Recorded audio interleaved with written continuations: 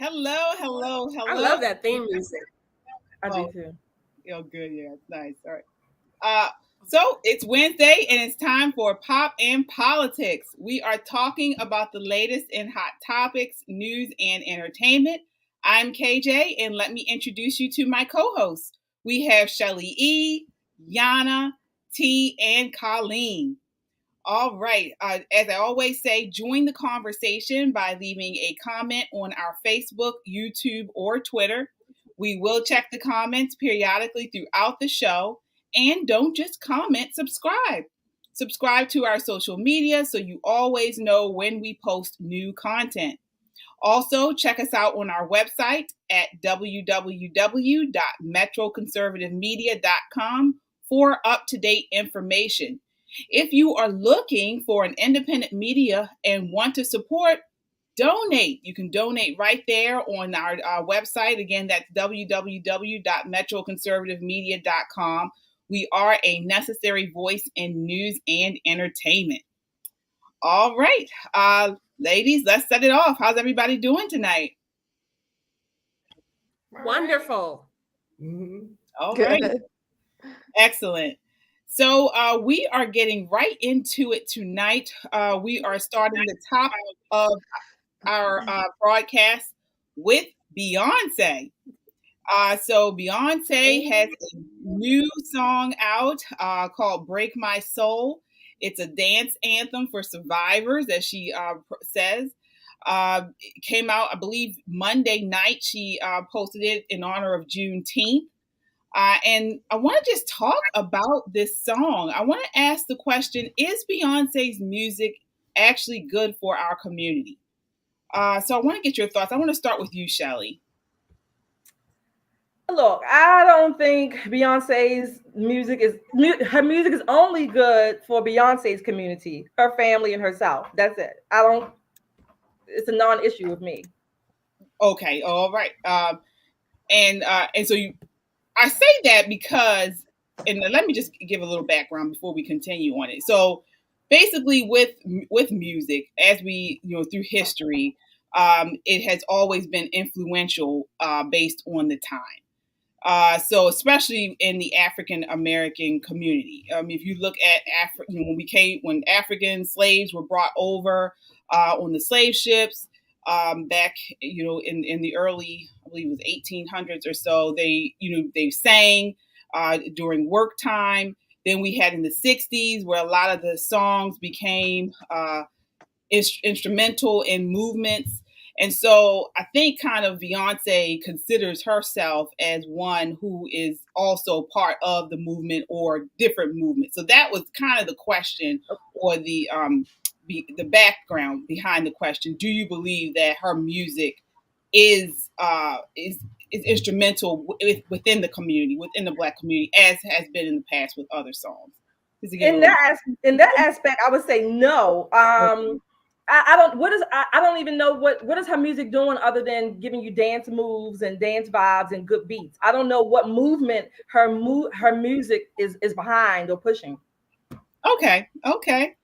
What about you, Yana? So as I was mentioning, the oral tradition, which began documented in the mid 1860s, Northern liberals documented the folk culture that they witnessed among the newly freed African Americans.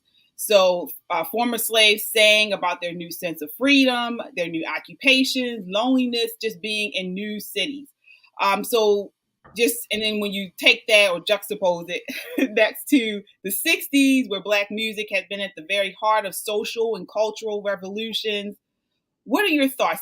Do you see Beyonce as a main factor, her music in the Black community, in movements? Mm-hmm. No, not at all. Mm-hmm. I can't think of any song that was inspirational that she has done. Mm-hmm. Her voice is not that great. Do you even listen to her? Yeah, I mean, you can't escape her. I mean, you have to hear her because she's supposedly like famous.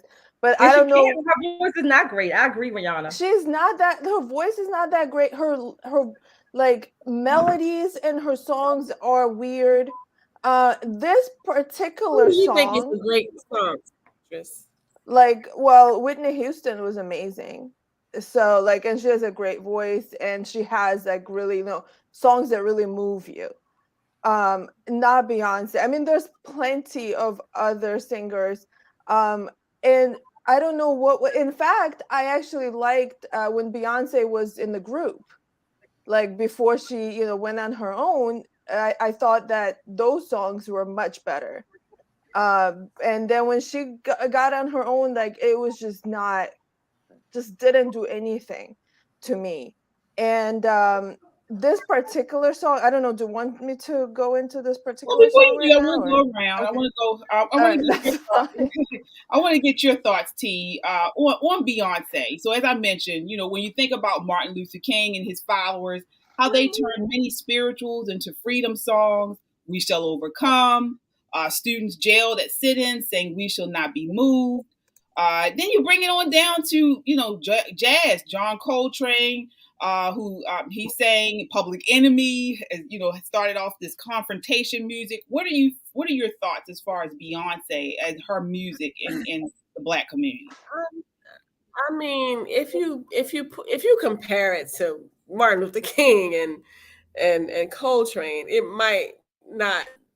Her music might not compare as far as her influence in the Black community. However, she is influential because, okay, just let's bear with me for a minute, guys. She's married with a husband and children, and she's making songs. Well, one of my favorite songs is "Cater to You." Like, she's making songs for everyone. I mean, whether you're a feminist or whether you believe in cater to your husband or whatever, like this song that we're talking about, "Break Your Soul," she had me at I found love and quit my job. Like, as an aspiring housewife, that is perfectly the perfect example of the struggle that women have, and we're tired now. Like, we don't want to do it anymore. Show me one Black woman or one Black person that has been freed or whatever, motivated to free themselves from this break my soul because of her music. What movement is she spurring? What Black person has been free from whatever by her music? Nothing. Now, her music is her music. She can sing it. Some of her songs I actually like, but her as a movement, It's no. She's not aerobic song. Like, to me, it's like, just release your stress, release your anger, let go. Like, it's all like a hodgepodge of inspirational. You have to understand what music is. Like, you're looking at it too deeply. You have to understand what music does. Music does. Yeah, it does. Her music makes you dance. I mean, that's about it. Okay, what about you, Colleen, before we get into the nuts and bolts of it? What are your thoughts on Beyonce? Do you feel like her music has been instrumental within pop culture? I'm talking about specifically within the Black community or young community. What are your thoughts there as far as her music or in this song? So I didn't actually hear the song, but I do need to check it out because I'm not a big Beyonce fan, because I do think she is a little bit overhyped, but she is a good artist. I will give her that. She does have a great voice. And I feel that she is very, I think that her being married and the nuclear family being just a great, I mean, that's a great, just an example. She has her own children. They have their own children. Wait, she has children. They have their own movie. To what? No, her children. Wait, what did you say, T? She has her own children, not a nuclear family. Her and Jay-Z's kids aren't together. Yeah, that's a nuclear family. They have children together.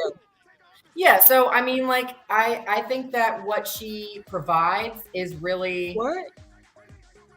Yeah, just keep on going. That's the song. That's the song in the background.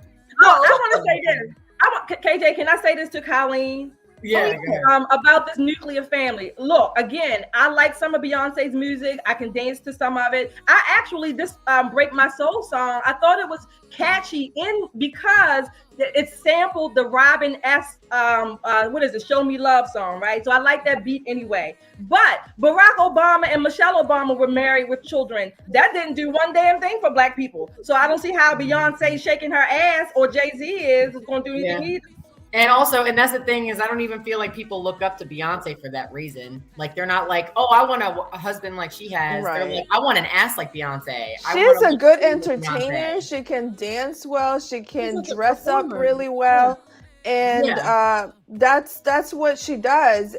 But this particular song, I mean, it's like really like an exercise class, and she's just telling you to like quit your job for some reason during the song. Like, oh, 9 to 5 is too much. Like, that's what she tells in the song. I'm so confused. Yeah, one thing she says, I mean, some of the chorus she has here, she says, I'm gonna let my hair down because I lost my mind. Bay is back and I'm sleeping real good at night.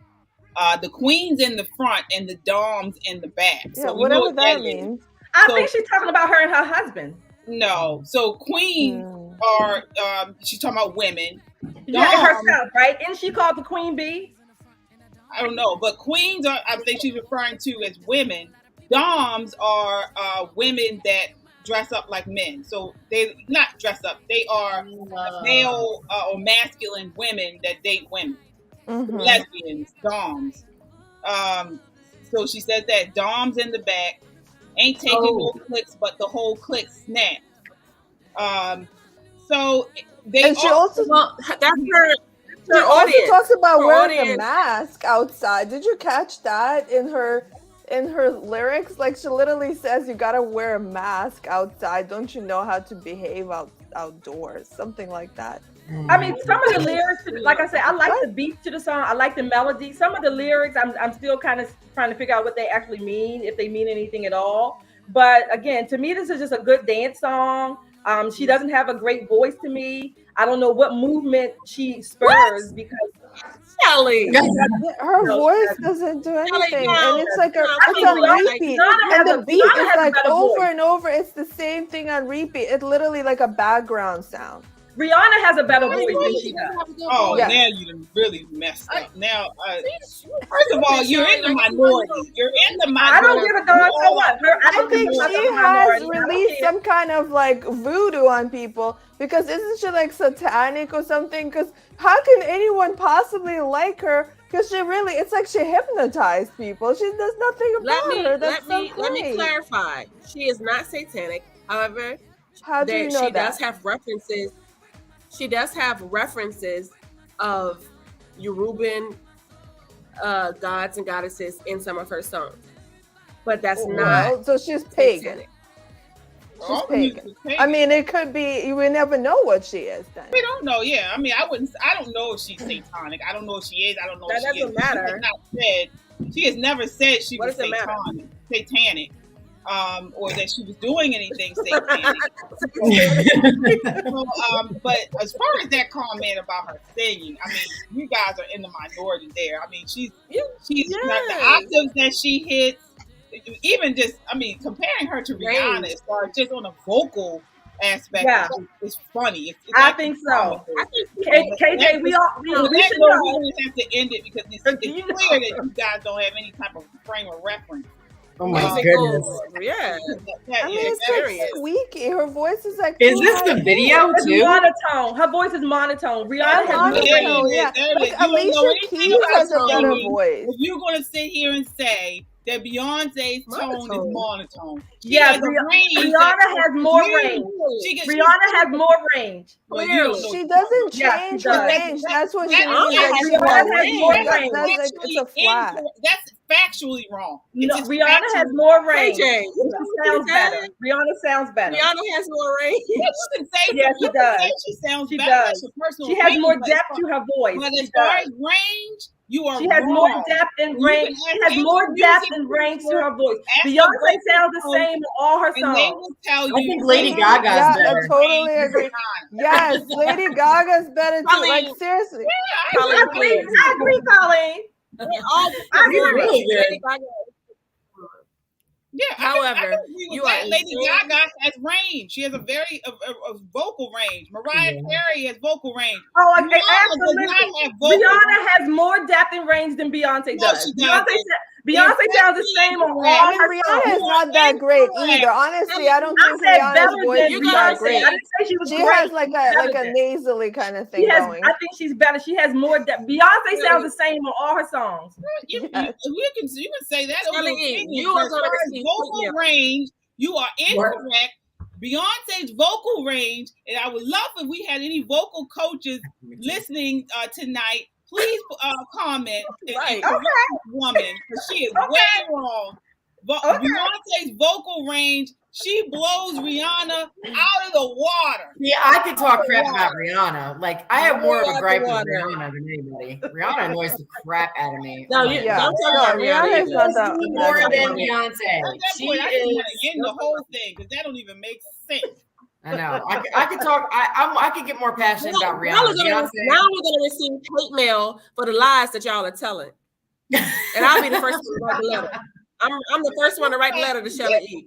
Right. To get back to what the point of this conversation is, Dear Shelly, just to close it out, I would say, I didn't want to go into the semantics of her range and all of that, because that's actually not even debatable. I mean, it really isn't.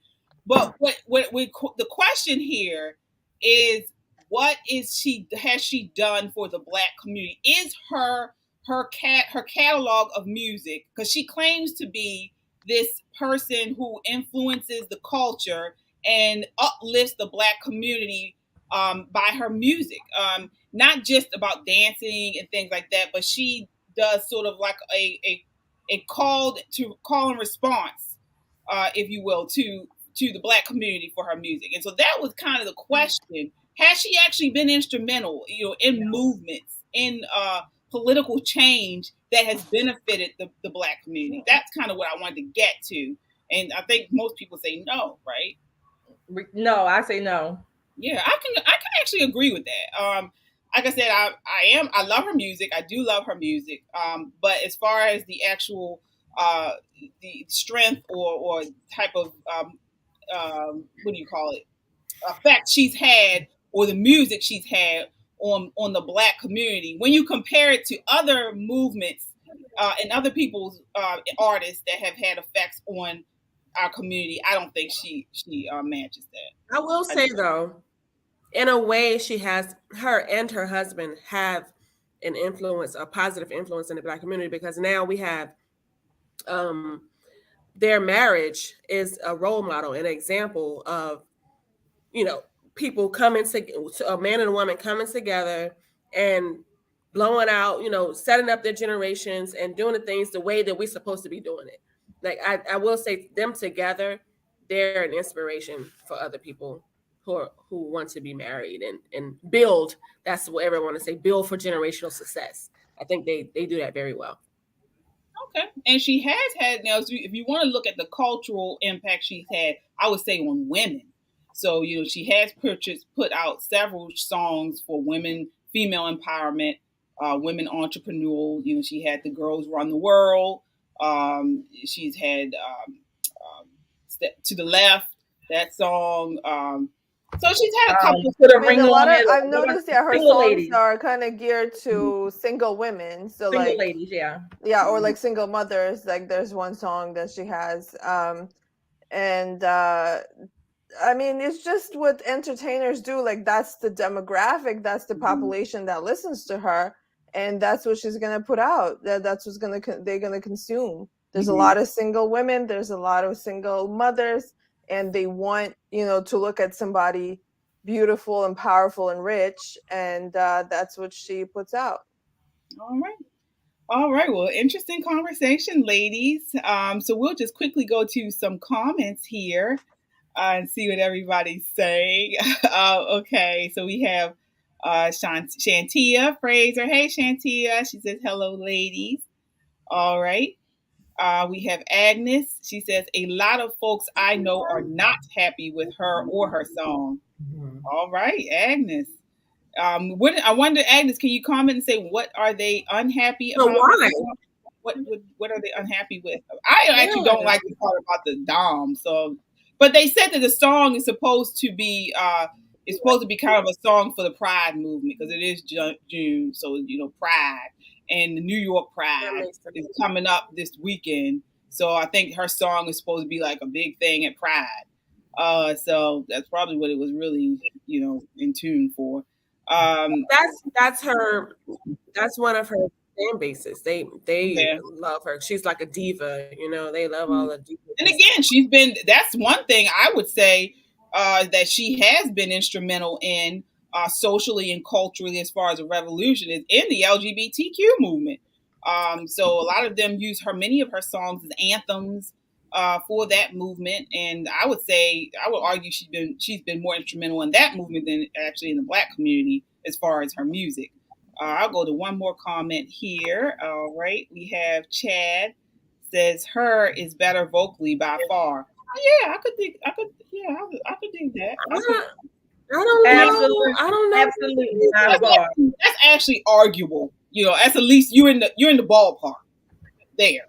So I can tell you have some type of musical. Absolutely, Chad Frazier. So intelligence, musical intelligence, yeah, Frazier. Yeah. But again, I would love we had a vocal coach in the comments. If you were watching, love for you to comment and for lack of a better word, school poor Miss Shelley here on vocal and Yana. Yeah. I don't understand why the hate. Like I'm not a Queen Bee, whatever they call it, Beehive fan or whatever. But I understand and know music. Like you can't hate on her as an artist and performer. Yeah. I agree. I can agree with that. Oh, I said she's a great performer. Yeah, it's just not like most of her songs just don't do anything for me. They sound the absolute same. Yeah. All right. What? Well, all right. I don't know. I don't agree with that either. But I can't explain. We'll move on from there. So again, please continue to like, share, and comment on this broadcast. The more you share, the more you comment, this does get our content out to broader audiences, and that's what we want to do. We are a necessary voice in news and entertainment. So subscribe, hit that subscribe button if you haven't done so already on YouTube, on Facebook, we're on Twitter, we're on Instagram, but definitely YouTube. Hit us there and subscribe and share this video. Send it in your messenger on your social platforms or share it via your social platforms. And then that way it does get our content out that much stronger. All right. So we are moving right along to our pop-off round. So this is a rapid fire round where I ask each co-host a question and they answer in 30 seconds or less. All right. So tonight we are starting out with Shelley. All right. So take a look at this this graphic we have here released from the CDC. Actually, the New York Post posted about this. The CDC released guidance on how to have sex with monkeypox. So this is a graphic here. As you guys know, monkeypox is, the new virus going around. It's highly contagious. Been really in the gay community, gay men. That's where it was. I believe it started, and it has been prevalent in that community. What are your thoughts on that guidance? Did you get a chance to see that, Shelley? So wait a minute. What am I? I'm supposed to be the guidance on monkeypox, safe sex.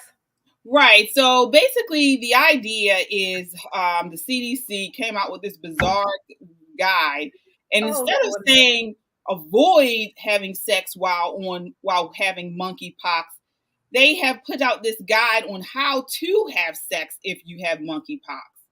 So it's just basically, they says try virtual sex, masturbate at 6 feet apart, wash afterwards, of course, avoid kissing, wear clothes. It's very bizarre. What are your thoughts on that?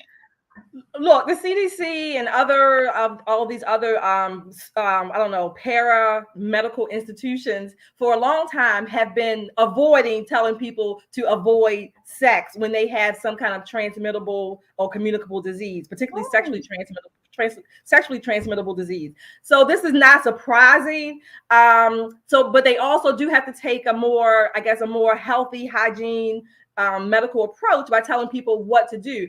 I didn't see that on there. I'm not sure, but I didn't even see condoms. I don't think that was on there.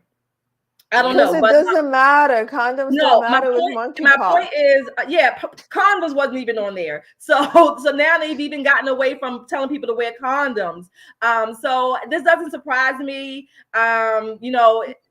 It's outrageous. I think it's really misinforming and really setting people up for a whole lot of failure, health-wise, physically, mentally. It's really doing a damage and a disservice to people. All right. Moving right along to T. Take a look at this clip if you could, and then I'd like your response.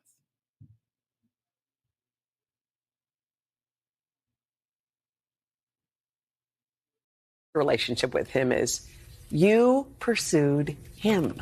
You asked for his number. That's so not me. That's so not you. It's so not me. What is the first text you send to him? Hey, it's Kate. Backstage at SNL. Yeah, it was just, well, he gave me advice. I ran into him a little bit before at the Met, and he gave me good advice, knowing I was going to be on it. So I just reached out and said, hey, thank you so much for that advice. It was so much fun. Just something cash, like leaving it open. Well, how do you decide how much to, like, when to introduce your kids, how much to share with your kids when you have kind of a new man in your life? Yeah, well, luckily I have a sister that has been through it all, and we talked about it, and I consulted with a few therapists and friends that have been through it. So I definitely wanted to wait 6 months, and that was like the marker. And I think it's different for everyone, and different things work for different people, but you just have to do what feels right and try to just be as respectful and cautious and as possible. Yeah. Did this relationship take you by surprise? Did you really? It did. Think that, oh, I might actually have a boyfriend? Yeah, well, I waited a while. Yeah. I waited like a good 10 months before I was ready to open myself up. And I think you definitely need that time to yourself. And then once you're ready to get out there, I felt like I just wanted new energy and something different. And it definitely took me by surprise.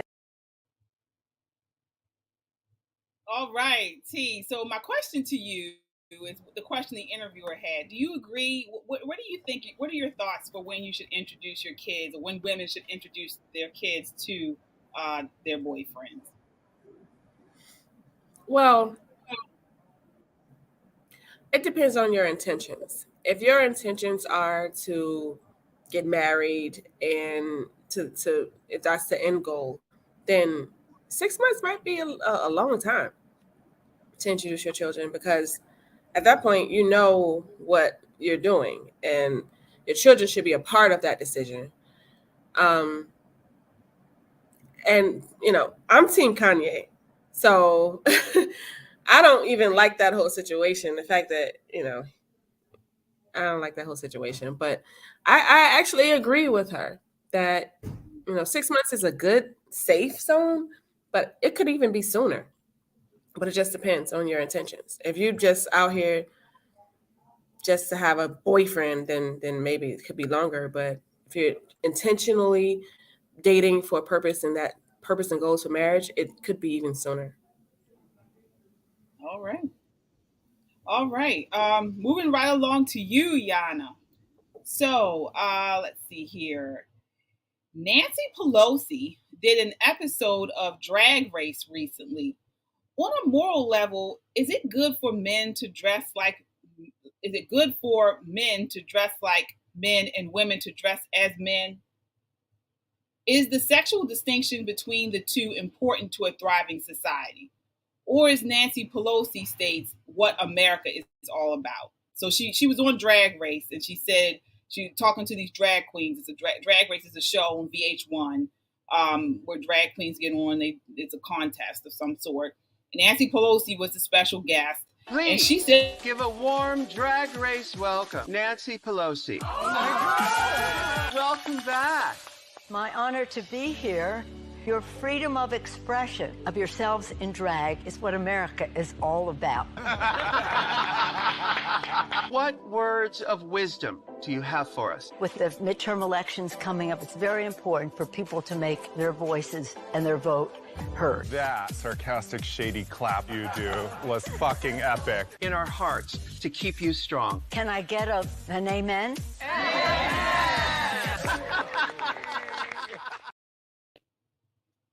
So what are your thoughts, Yana? This is what the fall of an empire looks like. And I don't know if you guys, I mean, I'm just looking at this. This video is gonna be there forever. And I'm just imagining how people in other parts of the world are looking at this and are dying laughing. Like, what the hell is going on in America? Like, like this old lady who is trying to stay relevant. She has some sort of clown show around her, and she says that this is what America is all about. Like, I don't know. Do you remember Zelensky when he danced in the stilettos? Like, that video haunts him. Now, this video is gonna haunt somebody at some point. Yeah. All right. Last of the night, Colleen. Take a look at this clip. Okay, Peter. Thanks, Karine. Why is the president saying that Why is the president saying that inflation is worse everywhere but here? Because what we have seen across the globe, first of all, inflation is a global challenge, as we have said. It is caused by clearly the pandemic, this once-in-a-generation pandemic that we are coming out of, and also most recently the war that Putin started in Ukraine that has caused inflation as we look at food and as we look at gas prices. So if you look at globally other countries, and if you look at where we are economically, when you think about the Group 7, the G7, we are in a much stronger place than we are economically than the rest. And also, I did look globally, though. He says that inflation is worse everywhere but here. That's not true. The U.S. has worse inflation than Germany, France, Japan, Canada, India, Italy, Saudi Arabia. Well, so why is he saying that? I think what we are saying is that when you talk about inflation, it is a global thing. And it is not just about the United States. This is something that everyone is feeling because of coming out of a once in a lifetime pandemic, because of the war that Russia has started in Ukraine. Okay. So, Colleen, what are your thoughts on her response? That was White House Press Secretary Karine. They just keep lying. I can't stand it so much. It just drives me nuts. They're just like Biden will tell us that we're not going to be facing a recession. And every economist, even the ones that he says he's talking to, are still saying a recession is pretty much inevitable. We might even be in one already. And it's so crazy to me that they just keep gaslighting us. Like, they really think we're just this fucking stupid, that they just give us facts and we're just going to be like, yeah, that's fine. Sure. Whatever you say, Karen Jean Pear. I like saying your name wrong. But anyway, so also, can I just say that the reason that inflation is so terrible globally is because they're all in on it. They were all in on this crap. Macron, Angela Merkel, she's an idiot. She's not there anymore in Germany. But I mean, honestly, like all of the EU and stuff, I mean, they're all like World Economic Forum idiots that just seriously had the same terrible policies across the globe. And now they all have inflation and they're like, oh, this just happened because of the pandemic. I'm like, no, because you're all friends and you all had these stupid ideas. And now we all have to suffer for it. So it's not a coincidence. It's not, it didn't need to be a worldwide inflation problem. So.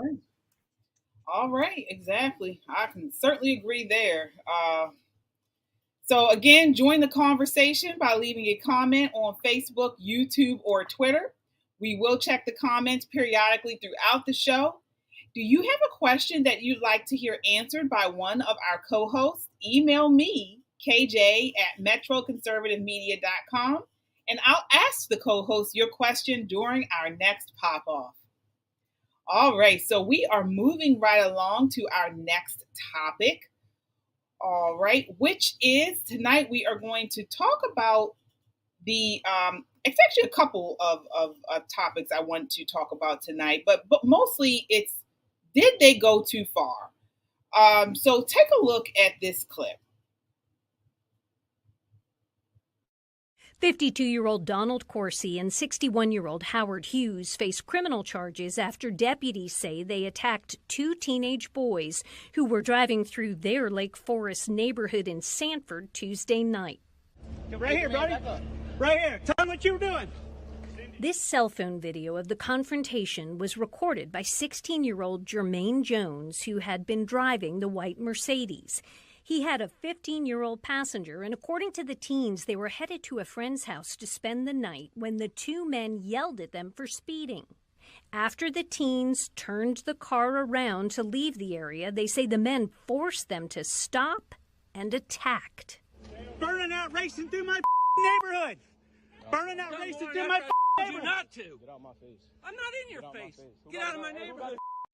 The teens say the men dented their car with a traffic cone and threw a rock through the back window.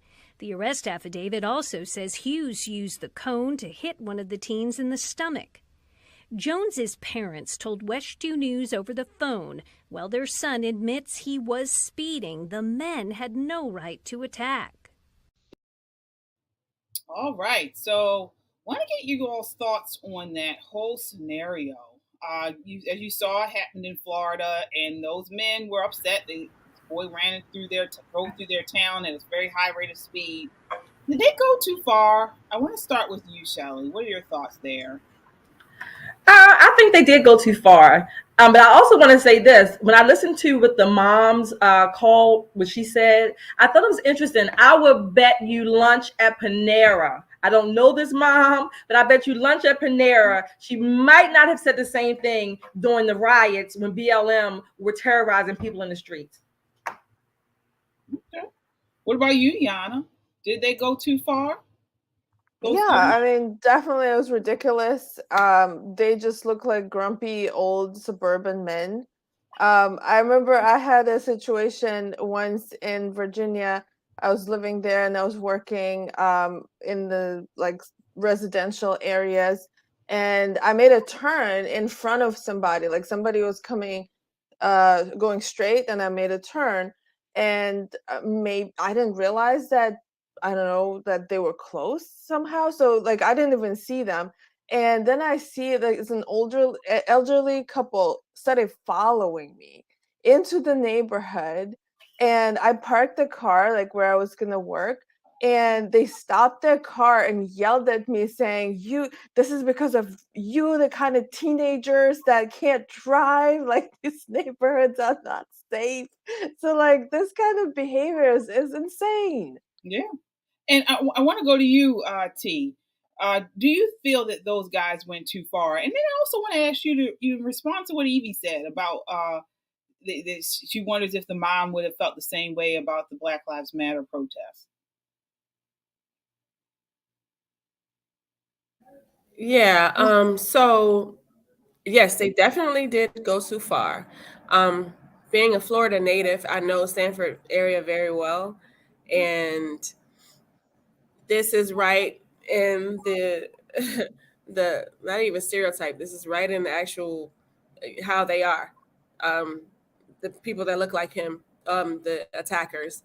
And so seeing how I did see what the guy looked like, the guy who was driving the car, and he has dreads and gold teeth like that. He's a Florida boy.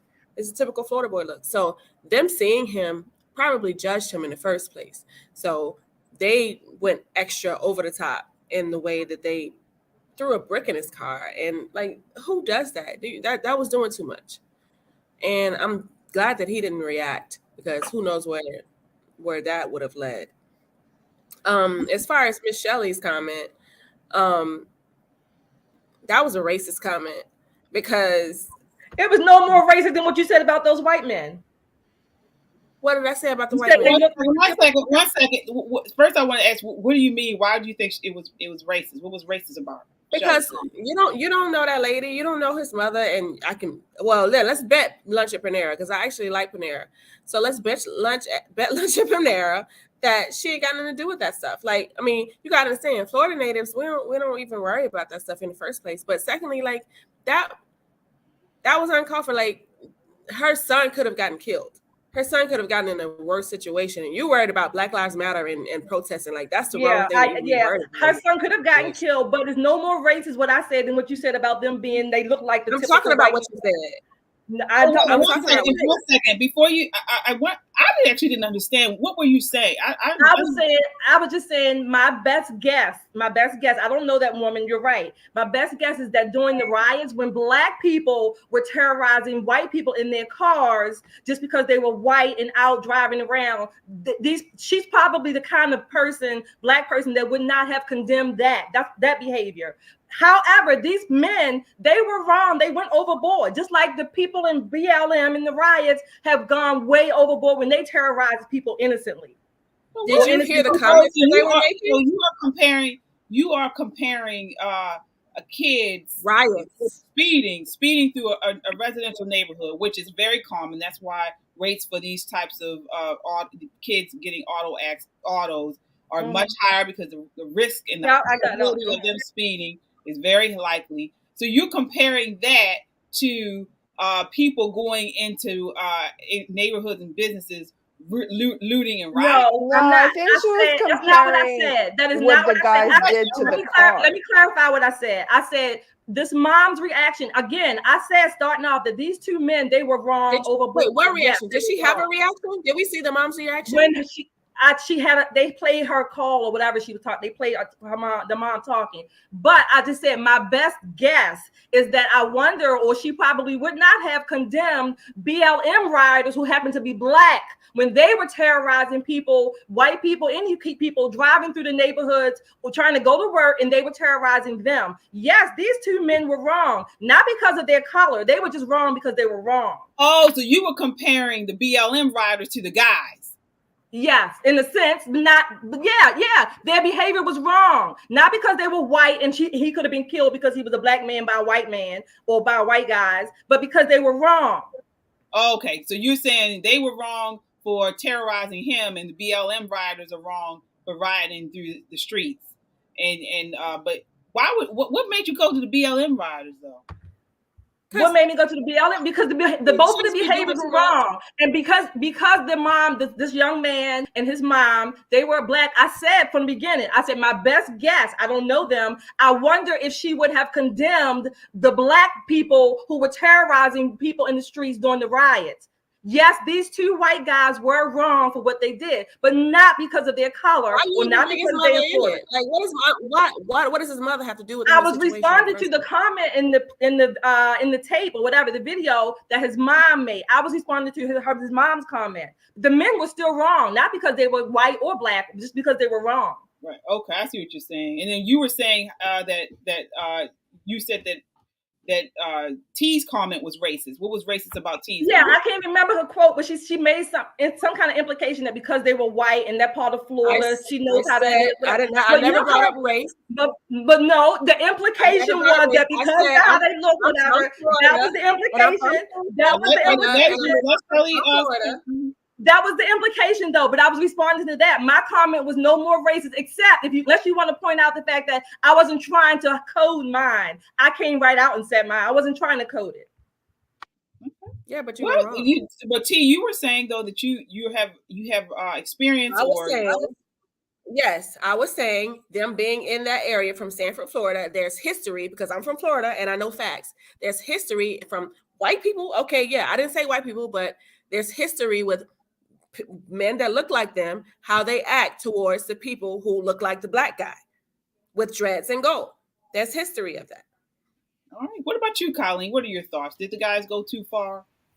Definitely. No question. I mean, just because somebody is speeding in your neighborhood, like, get over it, man. If they're speeding, it means that they're leaving. Like, so I mean, I understand that that's annoying to hear the burnout, but like, it means that they left, You know, it doesn't mean that it could be dangerous. I mean, it can be annoying if somebody keeps doing that, maybe that somebody keeps speeding, and it can actually be really dangerous if somebody's doing it. Oh yeah. I mean, but did they go too far? We understand. Yes, yeah, absolutely. So you do something else. I mean, that's why all these neighborhoods have those speed bumps and all that. I mean, honestly, if they really felt so inclined to tell these kids something, to teach them a lesson, they really could have been like, hey, dude, kids live here. You could really kill someone. The comments that they made, get out of our neighborhood. You don't belong here. That's when it went too far. Like, last question though for this, Colleen, you know, what did you think about the exchange between Shelly and T? Did you feel like Shelly's comment was accurate or was substantial to what she said? Well, I do kind of agree with Shelly. I mean, the comment was kind of like, Florida. I know. Florida, so be careful. Yeah, I mean, it's definitely. I mean, it's not like there's no. You can see a comparison there. Yeah, I can't agree with Shelly. They were both being prejudicial. Yeah, well, yeah, but I mean, I do see what Shelly was saying about people in that area. Well, like we're both feeding off of stereotypes. Yeah. Mm-hmm. Well, but I was in we don't know if she was, because she actually has some familiarity with the area. Right. But I see what you're saying. We'll move on. So again, along the lines with the whole idea of going too far, we want to talk about Governor DeSantis. We all love Governor DeSantis in Florida, and he has made a move. He's considering a bill to making it a felony to bring children to drag shows. We've seen this epidemic of these drag shows all month long for the last couple of weeks. Actually, over the last year, they have these children at these drag shows, and the drag queens are, doing all types of sexual innuendos and things like that in front of not just teenagers, but I'm talking about elementary school kids. So he wants to put a stop to it by making it a felony to bring children to drag shows. What are your thoughts on this? I'll start off with you, Yana. Do you agree or disagree with this bill, or has it gone too far? No, that's perfectly reasonable, and that's what they're gonna get. I mean, before, drag shows used to be just in the nightclubs, or I don't know, it really was something like fringe that nobody really saw. It's like burlesque, like, isn't that the same kind of thing? So, like, you don't bring your kids to a burlesque show, you don't bring your kids to a nightclub, and so that's perfectly normal. And finally somebody responding, like, they'll eventually, and in fact, that's historically, just thinking like decades ahead, I'm seeing everything turning into that direction. There's going to be bans on this kind of behavior. I mean, hopefully conservatives are going to win this cultural battle, because all of this should be banned. This should not be on the streets. It should not be parades like this. This is complete Satanism. Is that the word? I want to go to you, Shelley. What are your thoughts? You think Satanism went too far? I think I'm calling it mixed right now, and I'm saying, I'll tell you why. Because if taking the kids to the drag show is going to be a felony, which is okay, that's fine. Then how about making the drag shows in public, putting them only in a certain area, like the block or something like we have here in Baltimore? Make the shows off limits to the public, so that only adults can attend them. You're going to penalize the parents, and maybe they should be. I'm not saying they should or should not be. I'm mixed on that. But how about putting the shows where they belong, in a special area at a special time for only adult people to pay to enter? That's it. Don't make it a public venue. Okay. Well, can you do that? Because we have the block. We have the block here. A lot of places have certain locations. Yeah, and a lot of places have certain locations where only adult entertainment. That's what it's called. Right, I understand that, but wouldn't it be up to the actual private restaurant or the facility to say this is adult only? This is an adult only show. You can It can be by law and by the proprietary or owners or whomever, but the law can deem certain things, certain criteria that meets for adult entertainment only, and you can have a certain district or red light district or whatever they call it, and that's what it can be. So make that, and so that they're not out in public showing ass out. 18. What about you? What about you, district, for example, in Amsterdam, that's not off limits. Like people can go there and look at the prostitutes in the window. Children too? Yeah, anybody who walks on the street. Yeah. Okay.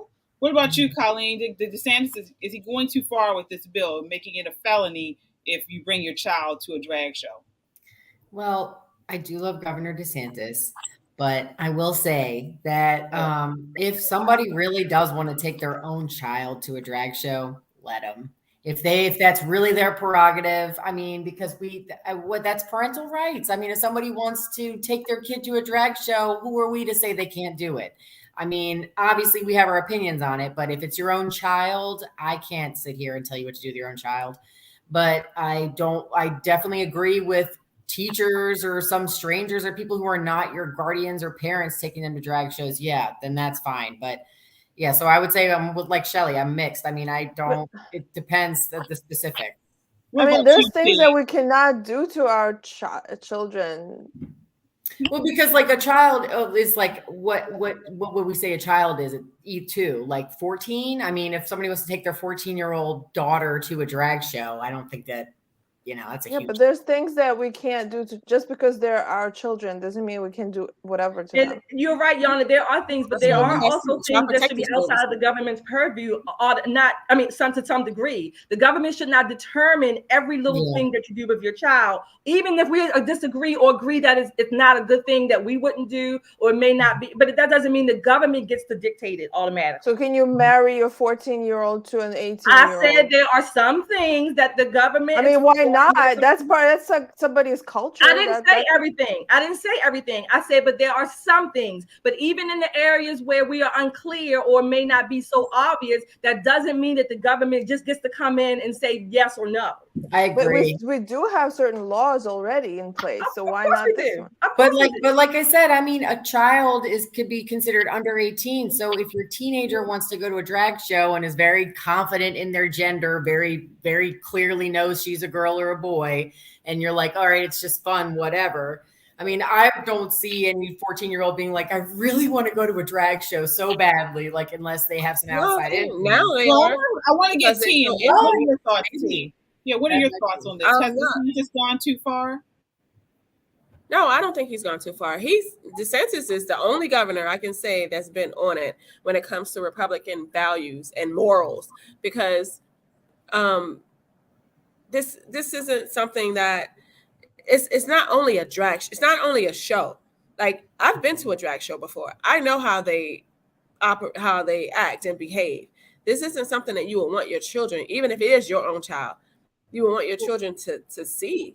And unless they're 18, like, I mean, they have to be an adult. Like in this country, Yana says, in this country, we have age restrictions, and age restrictions 18 plus. Yeah, you can go out and do what you want, but under 18, like, there are things that is inappropriate for children. So yeah, he's on it. Mm-hmm. Yeah, but how can we say this when they have these drag queen story hours? I mean, they have the drag queens. That's wrong too. I mean, they've like redefined drag almost, because they're pushing it on people. Reimagined. It's normalizing this behavior. Yeah, we have this comment by Marvin. He says drag queen story hours have been going on for the past 4 years or so. Public schools and libraries nationwide, I've been noticing. Exactly. So I mean, as far as these drag queens, if they had these drag shows and the kids were there, if they weren't acting in such a sexual manner, would you guys think he was going too far? Oh, see, and that's why it's like if it's like I mean, because they keep redefining drag, and they put it in storybook hours, and then they put it in situations where it's like the drag we've all known for years, where it's more of a strip club type setting. So when I'm hearing drag now, it's like I'm almost hearing the 2022 version, and I'm like, oh sure, if they want to go to a drag show. But then I keep having to remember, after like we just had this conversation, it's like it's really not story time hour. It really is. It's not going to lick itself like that. Right.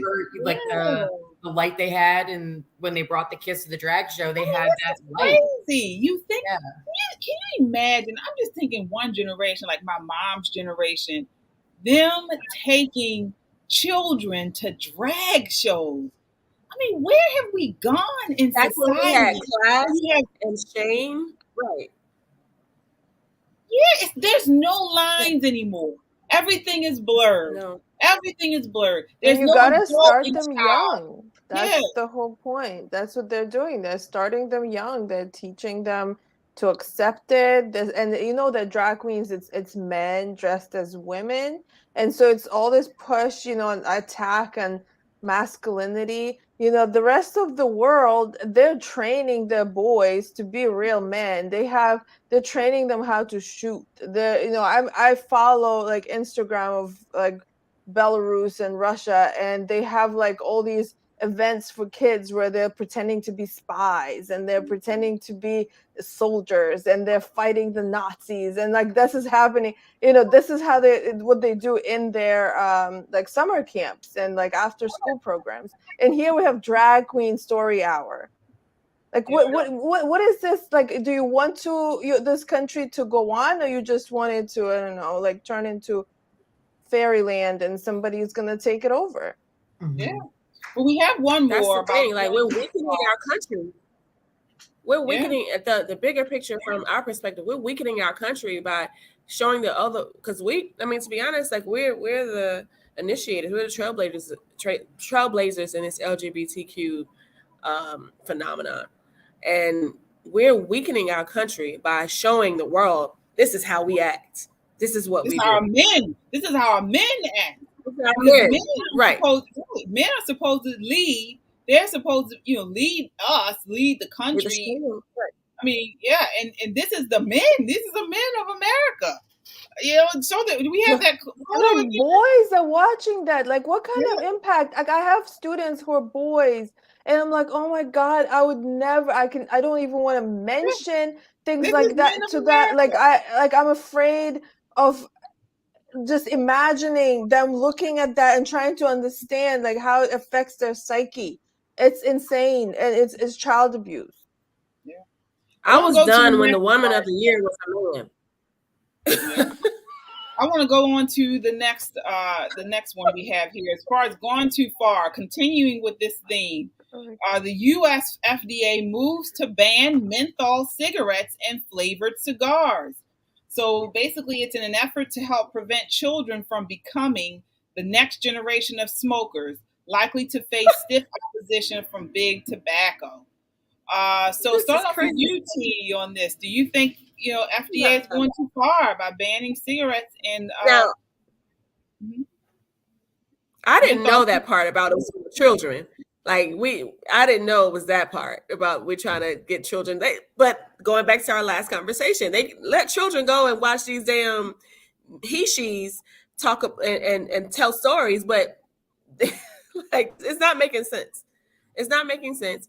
And I mean, it depends on which type of, the government is going too far on this one, because, I'm pro cannabis, and there's such things that, you got to dump it out and put other stuff, replace it with other stuff. And I mean, like, don't get rid of all the stuff. We need the swishers and stuff. So we need to keep some of it. And it's people's choice. If they want to smoke cigarettes, if they want to, like I said, I know it's about the children, but that's been happening. High schoolers think it's cool to smoke. That's on them. What are your thoughts on this, Yana? Is the FDA going too far by banning the menthol cigarettes and flavored cigars? So puberty blockers are okay. Gender reassignment surgery is okay. But no, not flavored cigarettes. What? I mean, make it make sense, y'all. It's nuts. Yeah. Not the Also, blunts. I have a question. Like, so are they gonna arrest people when they catch them with Newports? Like, what's the plan? You know, are they gonna stop selling them? Well, I mean, people are gonna still try to find them, I assume, like black market. I mean, would people be like dealers? I don't know. I mean, I guess everybody would just switch to non-menthol, but I mean, I smoked cigarettes back in the day for a long time. I smoked every different type, oh my gosh, I was a teenage smoker, but when vaping got more popular, teen smoking dropped like significantly. And then they did all those campaigns for truth. So they actually did work. The truth ads did work and they significantly dropped teen smoking. So I feel like this is something bigger because I don't feel like because I mean, smoking did decrease. I mean, how often do you even see people smoke anymore? It's very rare. That's a good question because they actually just mentioned they're about to ban Juul. So the Juul vapes. They're about to ban those because they have been it's been actually awful. They've got kids with lung disease now from these Juuls. So actually vaping has become worse than cigarette smoke because you do it more often generally than you would do with the cigarettes. So that I don't have the information on that, but I did see an article come across earlier today about that. What are your thoughts, Shelley, on this? Like I said, they're trying to ban cigarettes, menthol cigarettes, and flavored cigarettes. The FDA. What are your thoughts? So yes, they're going too far. And like T said, and I think Colleen, so making sense of it. This is why I tend to stay on the government goes too far. Let's keep government reined in, because when you give them an inch, they will take a mile. Right. I also have to be careful, even with myself. I don't even want to be to support something just because I disagree with it. So I don't want to support the government coming in and sweeping law changes just because I agree with whatever that is. I actually want to sit back and say, when the government goes an inch, they tend to go further. So then the lines are blurred. The smoking is too far. If we take back control of our children, the values, whatever, that's where we need to start. We don't need to start with the government coming in running carte blanche over everybody's lives. That's what I think. So that's how I have to make sense out of it. If I start with keeping the government at bay, then maybe we, the people, can do what we're supposed to do. And the point to Colleen, you're right. There's going to be a black market, or KJ. There's going to be a black market. We don't learn. We went through this with prohibition. We've gone through this with other cigarettes. People go to Delaware, New York, or wherever and buy, cigarettes and come back and sell them under the black market. We don't learn. A government sweep is not going to stop anything. Now, do you all agree with the government saying it's illegal to smoke cigarettes indoors, like in public places? Do you feel like that was overreach as well, Shelley? Say that again. If in public, inside your house, or no? Now, I mean, I remember this is easily when I was a young kid, and you go to a bar and the people were smoking. It wasn't designated areas at the hospitals and things like that. Is that the government going too far? I think in private businesses, yes, I think it's too far. When you have the public space, again, I make a distinction a lot of times between public and private. If it's a private business, you don't have to go in that business if they're going to smoke. So that's a private business. I think that's too far there. In public spaces, since we all have to, use those spaces, that's a different thing. All right. Well, again, that was our segment on Gone Too Far. So we just took a quick look at these three different topics and asked, had they gone too far? Please continue to comment on it. Again, we were talking about Governor DeSantis making it a felony to take children to drag shows. We were talking about the FDA banning menthol cigarettes and flavored cigarettes. And then we were also talking about the guys in Florida who pretty much trashed the kid's car for speeding through their neighborhood in Sanford, Florida. Did they all go too far? That's bullying too. It's bullying. They bullied the guy. They were actually arrested also. They were arrested. Mm-hmm. So they should be arrested. Yeah, I mean they vandalized the guy's car. Yeah. So again, please share this video, share this on your social media, comment as you guys have been doing throughout the evening, and like this so this does spread our reach and gets us in front of a larger audience. We are an independent media, so each time you do share, again, that grows our audience. So if you like what you're seeing, please continue to watch and share. Also, check us out on our website at www.metroconservativemedia.com for up-to-date information. We will really appreciate the support. If you can, hit that donate. Any little bit can help. That does help to spread for us to get our content out and get it across lines. So, all right. So again, we are moving along to our final topic of the night. We are talking about the Juneteenth. So basically, I wanted to get you guys' thoughts on the topic of Juneteenth. I think this is a holiday that this is the second year that it was made a national holiday. And I want to get your thoughts on the impact of this holiday, Juneteenth, on Black America. What are your thoughts on this? I want to start with you, Shelley. I'll say, as far as Juneteenth, for Black America, you can have any holiday you want, but until Black Americans, or at least more of us, change our minds on a lot of things, socially, culturally, whatever, financially, not a damn thing is going to matter. All right. I want to get your thoughts, Yana, on this. What is the global impact Black America wants to have with Juneteenth? I'm not really sure. Globally, I don't think people really understand globally what that means. Because first of all, I'm thinking, like, if somebody asked me is not from here, and the word Juneteenth, I mean, you can't even translate the word into any other language. So it's just very confusing. And so I don't know. I really don't know what they're trying to say with that to the world. Oh, okay. And that's a good question. Like, does Christmas translate and things like that? Okay. Of course. I mean, Juneteenth is not a real word. I mean, it's a combination of, it's June 19th. Is that right? So yeah.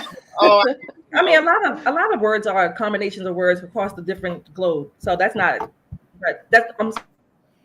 What's the point of that? What's the point of saying it's not a word? I mean, so she's asking me, like, globally, does it have an impact? I'm just saying most globally people do not know what it means. And to elaborate on that, like, I think that, for example, 4th of July, like, we know what happened on 4th of July. The Declaration of Independence was signed. It was a declaration saying that we want to be independent of Britain. And then the war was fought. Then we had in America, there was Emancipation Proclamation was put out on January 1st, 1863. And that can be easily explained. Like, that's when the president said there shouldn't be slavery in America. And so that is understandable. And maybe that should be celebrated. But it is January 1st, so it's kind of, it would be difficult. So then we have Juneteenth, and that's like, okay, it's a final, I guess, when all the slaves became free. I mean, I would explain it like that to the rest of the world, and they would be like, oh, okay, great. And that would be the end of that. What are your thoughts on this, T? What's the impact, do you believe, that Juneteenth has had an impact on Black America? I don't think it's had an impact on Black Americans because Black Americans didn't ask for this. Not we, but at the time they were asking for reparations.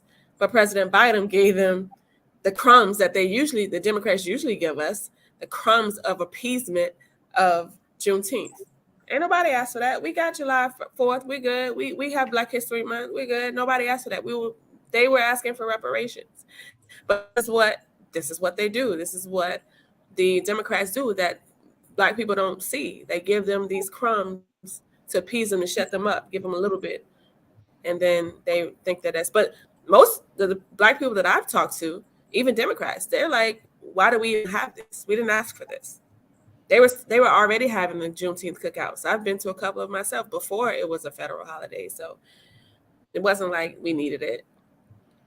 All right. What are your thoughts on this, Colleen? What has been the impact that you see, if any, Juneteenth has had on Black America and on the community at large?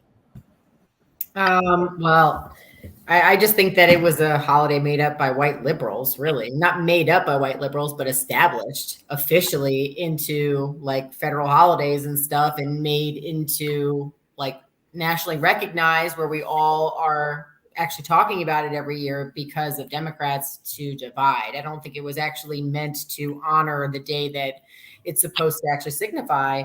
And I mean, it is definitely a noble holiday. I definitely can get behind it for sure. But I don't think that the reason that they did it was noble. I think that they were doing it to divide because they call it a national, like Independence Day or something. So how can you have two different Independence Days in one nation?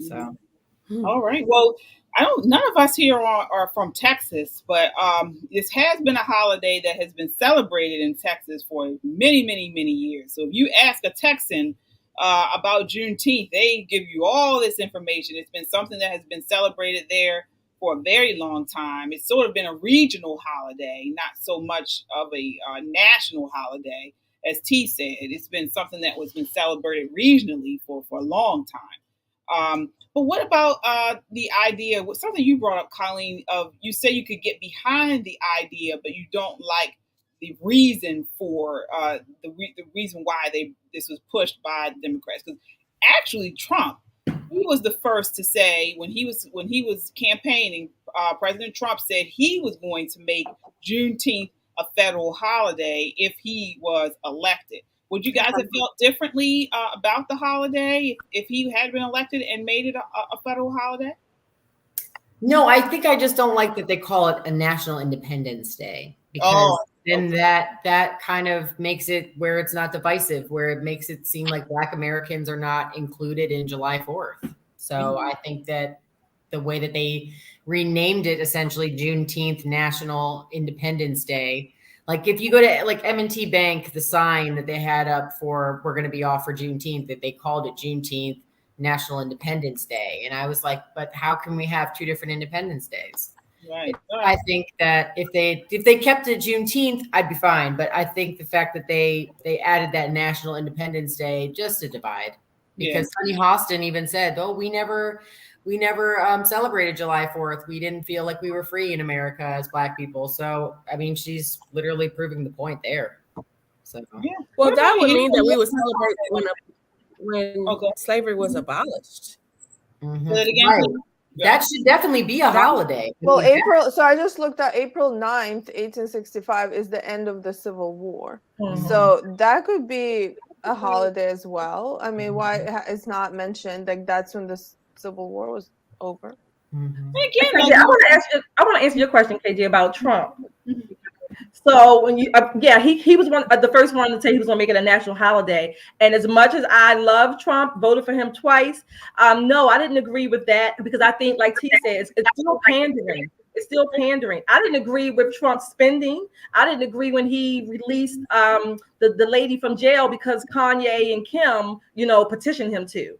Whatever, but that's still like a pandering movement. So again, the question I ask is, in all of this time, even with Juneteenth coming now, a national holiday, what are Black people, what are we exporting to the world? What are we putting out in the communities where we live? What are we doing? And I'm going to say it, but as far as I can see at this moment, the Black community at large, I know that's a broad brush, but at large, what we're doing is a whole lot of death and destruction. Well, it's funny you brought that up because, there were headlines this past weekend. Juneteenth holiday was Monday, and there were Juneteenth celebrations all across the country. But in many of these celebrations was death. Here in Baltimore, we had a young business owner who was shot after coming from a Juneteenth celebration. He had been on a podcast. I think it was kind of set up by the our city administration, because AFRAM, that's That's what occurred actually over the weekend. He did a podcast talking about Juneteenth, talking about Black ownership, talking about being an urbanite, a city dweller, and he was shot and killed. He was one of, I believe, 5 people. Six people were killed. Six who were, was it at Juneteenth events? During the weekend. Okay, during the weekend. So again, I mean, we this city plagued by violence. So while on one hand we're talking about Juneteenth and the celebration of freedom, when they went and told the slaves that they were free in Texas and the Southern Territories, we see these areas plagued with violence, most of them Black. So as you mentioned, what are we doing as a community to kind of stop this and talk about all of this madness going on in the communities, other than the pandering?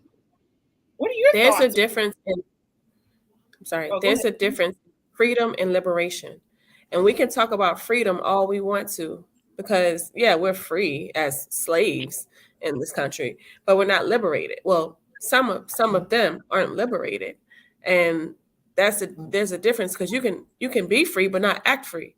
And because they want to still be oppressed, and these victims and live in victimhood, they're not liberated.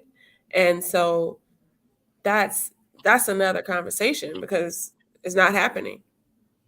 And we still have these N-words that are acting like N-words. This is why this shooting and stuff is going on. And they want to say, it's because of white people, and they make us impoverished or put us in these impoverished conditions, but you can get out. So, I mean, until we're free, until we're liberated, this stuff is going to still go on. All right. I have a question here. Says, why does freedom need another level? What are you being liberated from? Black power. What are your thoughts? What T's talking about is physical freedom. T's talking about physical freedom versus being free in your mind. I guess that's what I'm taking from what T's saying. My favorite Bob Marley quote is, "Emancipate yourself from mental slavery. None but ourselves can free our minds." Redemption song. Yep, that's true. Mm-hmm. And it is really tragic that you see people like this man that got shot. I mean, it seems like he was probably doing well. He was successful. And there's this phenomena that actually successful Black people get, they fall victims to other Black people who are not that successful. I mean, it could be from jealousy. I mean, I have a friend who, Black man who was walking through Southeast DC. He was dressed nice, and like people were yelling insults at him, and it's sad. So that is what T is talking about, is these people who they do not know how to be free, and so when they see somebody who's doing well, they lash out at them. Yeah, I mean, and that could also transcend, color. It could also just be just economic status, because you find that a lot of, look what happened to Nipsey Hussle. So he was a rapper from, out in California, well off, and I always ask myself, why is he going back to the hood? Why is he, still in the hood, walking around and stuff like that? People see you have a nice car. They see you, know you have money. And like you mentioned, they're jealous, they're weak-minded. They don't believe that they can do these things on their own. And what they do, they rob you. They shoot you. A lot of these people go back to these places where they grew up, and they're impoverished places, and they don't come out. I don't know if that would be a color thing. It could be a socioeconomic situation, but it's sad. It's just very sad. And I want to get some of these comments here. Agnes, perfect comment. I think she was responding to the comment of, why does freedom need another level? She says the Israelites in the wilderness is what they are. And I think that's a perfect visualization of, if you're talking about, biblical times and how they were free, and they just kept going around and when you in that same wilderness, and it was a small area. When they look at where they were and how they were saying they were lost, it was a very small area, but they just couldn't get out for what, 40 years, was it? 40 years. 40 years. So again, it's just so similar to what T said, that mindset of you're free, but are you liberated? Is your mind free? I love that. I love that comment there. It's been a lot longer than 40 years, though. Or now, right? Yeah, exactly. Agnes says here, I'm in Southeast DC. Soon as housing prices get better, I am out of here. DC is annoying. One big monolithic mess. Yeah. I used to live in Northeast. Okay. Yeah, and I got out. All right. Well, we're getting to the end of the show. I want to end on a positive note. Who has a positive a message for us to end the show tonight? Oh, I think I do. I thought T was going to say something. So I think I had it was a random act of kindness, and so I had to get this. I was in a store and I saw this big piece of furniture that I wanted, and it was on sale, and they had to get it out. But so I was like, oh my gosh, I need everybody else I knew was at work. So I literally got a contractor from Home Depot like the same day.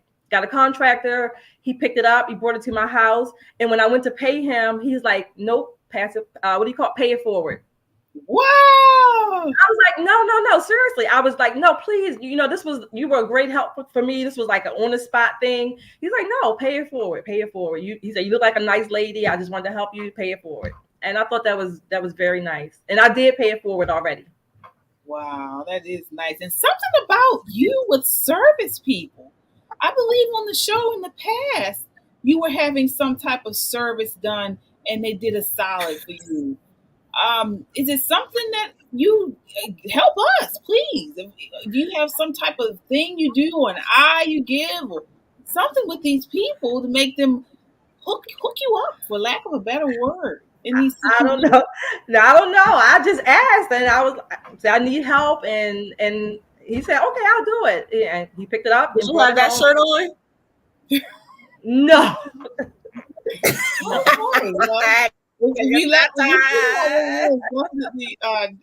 Let us know. That's something we all could use. I did not dance for him. Oh, okay.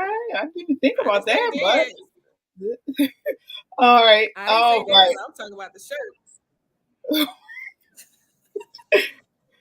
Well, that wraps it up for us tonight. We are at the end of the show. Thank you so much for watching. Continue the conversation by checking us out on YouTube, Twitter, Facebook, and Instagram. And you know what I'm going to say? Subscribe. That way you get up-to-the-minute data and content when we post. We appreciate the support. We are an independent media, and each time you subscribe, it makes our voice that much stronger. Check us out on our website at www.metroconservativemedia.com. We look forward to seeing you next week. Until then, count your blessings and live a life of purpose. Good night.